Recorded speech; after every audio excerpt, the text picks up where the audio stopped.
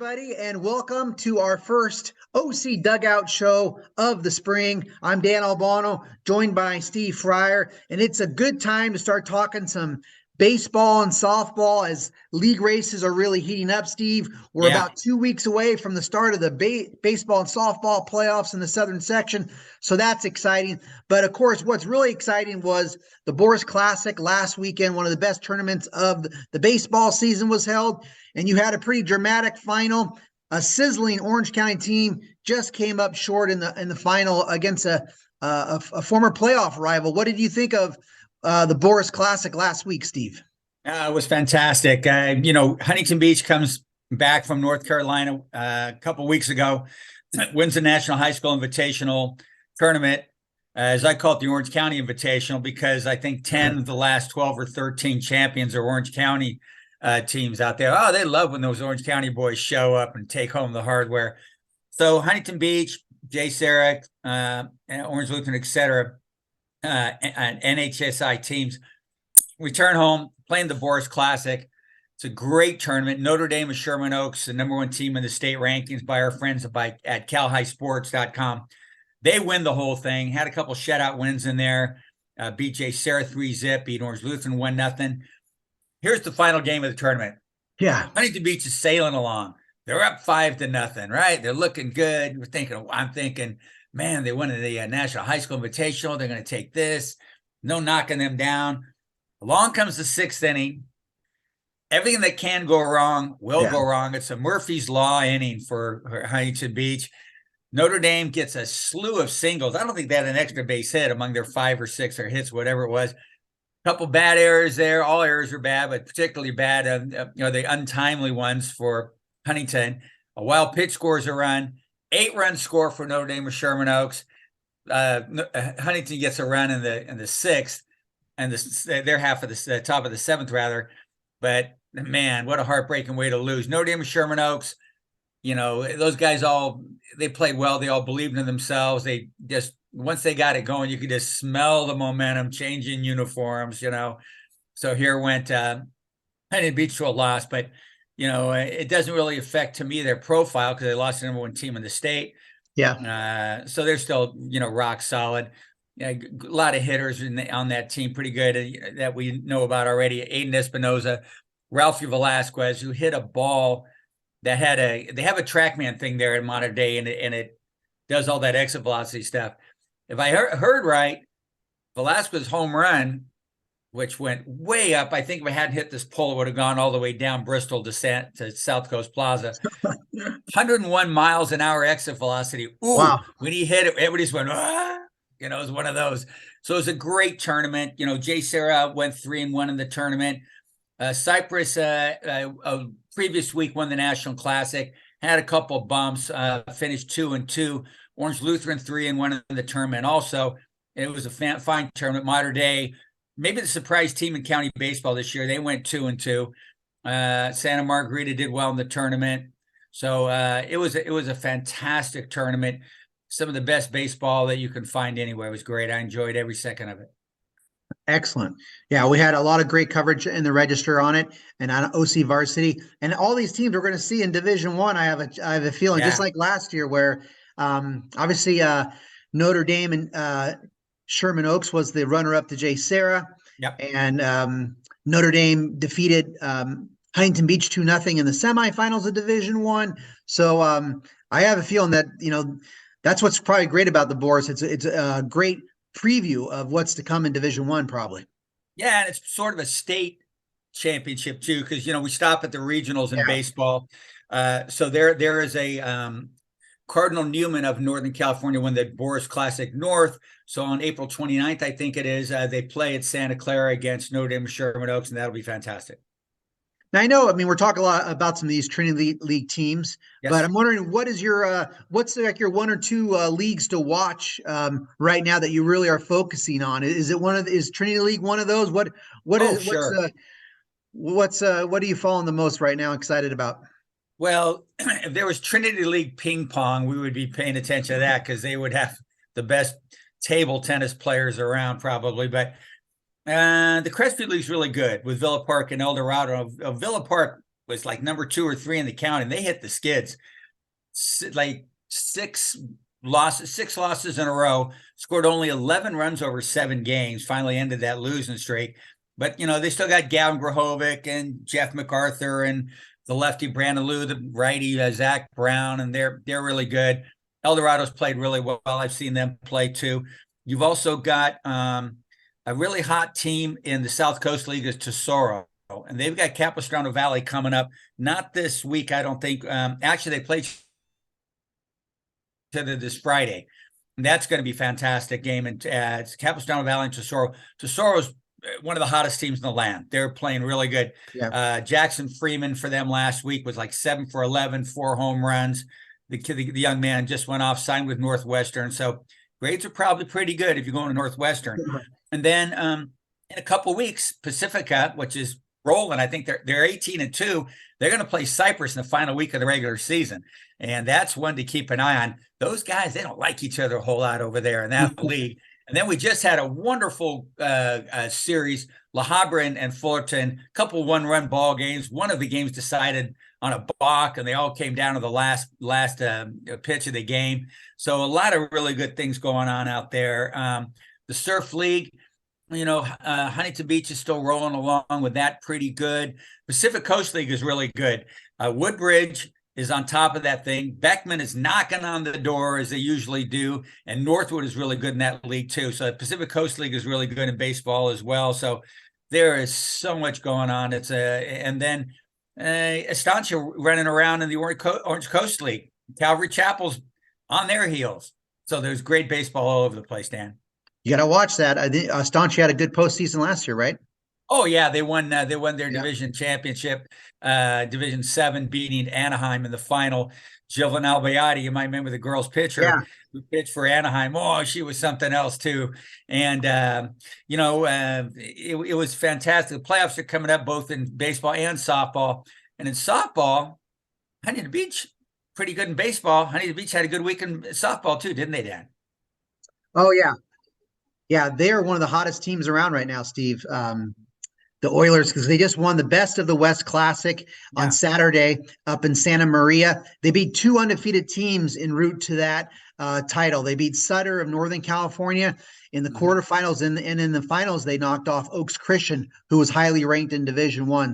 So that was a really big tournament title for Huntington Beach, because now they're really got a lot of good momentum, because they have a big showdown in the Sunset League on Tuesday night when they play host to number 1 Los Alamitos, who hasn't lost to anybody in Orange County so far this season. And of course, they won the Michelle Carew Classic. So well timed for Huntington Beach, and their junior Stanford commit Zoe is just pitching lights out in the circle. She had 18 strikeouts, Steve, in the quarterfinals, and she can really rack up the strikeouts. And she's also hitting very well this year. She hit a home run in the final, and I think she's got about 7 or 8 home runs. So dual threat for Huntington Beach. So I really like the top of that Sunset League, because Los Al and Huntington Beach play this week, and they play next week as well. So still some things to watch, because the Oilers have had the Griffins number in league recently. So got to watch the top of that league race. And I also am pretty intrigued by the Empire League, because our number 1 preseason team in Orange County was Pacifica. I think rightfully so. Pacifica is not in first, and they're not in second either. They're in third behind sizzling Cypress and Kennedy. They've lost. The Mariners have lost to both of them in the first round of that 2-round league. So I'm interested to see. Cypress is really surprised. They jumped big time. I think 11 spots this week in the Orange County top 10. They're up to number 6, and they play Kennedy this week. Yeah. And that's going to be an interesting game. And then Pacifica's got some work to do next week. They'll play both of those teams, Cypress and Kennedy, next week. So we'll see. That's probably going to go down to the wire. And then another league race I'm interested in is South Coast is got some new things happening, because you got Elisa Nagel and Tesoro are tied at 3-1 atop that league, and that's above defending champion, 2-time defending champion Mission Viejo. So we'll see if the Diablos can bounce back. But Elisa Niguel's also cracked the top 10. And I've really had my eye on Tesoro to crack the top 10. But last Friday, Elisa Niguel won against Tesoro, and they're having a great year. They won the Woodbridge Dugout Classic. So they're really hot right now. So that's going to be an interesting league race as well. So there's a bunch of other ones as we come down the stretch, but those are a couple I really have my eye on right now. You know, I don't know if anybody's going to catch them in their leagues, but Esperanza in the Crestview League has been outscoring the heck out of people, and I think Orange Lutheran too, right? Anybody out there going to chase the Lancers down in the Trinity League or the Aztecs down in the Crestview League? Rosary, maybe? I mean, what do you got? I think both of those teams will win the league, but it'll be interesting if they can go undefeated. Though that's a tough order. You have to be so consistent, and somebody could always come up and surprise. But Orange Lutheran, they do have some good pitching depth because they have some support for Brianna Wise this year with the freshman May, and Esperanza also has some pitching depth. So I think the exciting part of those league races will be who's going to get second place and get in the Crestview League, which is a 4-team league. Who's going to get that second automatic in that league? Is it going to be, Elmo and Canyon are tied right now for second, and then you have Villa Park that's in pulling up the rear. So that's going to be interesting where that happens because those are automatic bids. And we remember last year what happened to Canyon, for example. They didn't get the automatic bid, even though they were a tremendous contender in Division III. I think they were the top ranked team in Division III, but there was no at-large berth. They didn't go to the playoffs, and it was a big deal. And what they're trying to do now to kind of remedy that is the Crestview League is playing a 3-round league this year, which I have they been doing that in baseball? Yeah, a lot of teams, a lot of leagues do that. I love that because it ends the tiebreakers. Let's, for example, in the Empire League, they only play each other twice. Yes. But, so let's say Pacific and Cypress split. I don't like it. I like it when you play each other 3 times. Especially when you play each other 3 times the same week like they do in the Trinity League. Man, you find out what your pitching depth is. And I was listening to you and I was thinking, pitching depth. How many pitchers it constitutes pitching depth in softball? That's a great question. I asked it. I know, of course. I think it's at least for league, it's at least 2. Yeah. And that's probably pitching depth where it's not on the ace, which is, softball is dominated by what happens in the circle. That sets the tone. So but it's hard to go, one after the other, for that one ace to carry the load game after game in league, especially with, the schedules that happened this year with all the rainouts and some of these makeup games and the tournaments. That's a lot for a load for a pitcher to carry in the circle. So I think the answer is at least 2. We're talking about league games and all that and pitching depth. Just reminded me of something here. Okay, you're Los Al or Pacifica, right? They play each other on Friday, don't they? That's right. Yeah, that's a makeup game. What do you do? Do you keep, it's not a league game, but it's still, maybe the top 2 teams in the county are definitely, Los Al's number 1, I know. I think Huntington's 2. Pacifica's preseason number 1. I mean, do you bring out your big guns for that game? If you're Coach Dan Albano, what are you doing, Coach Dan Albano? Well, Pacifica needs some momentum, and they need to play some good ball. And so, Pacifica should definitely bring it.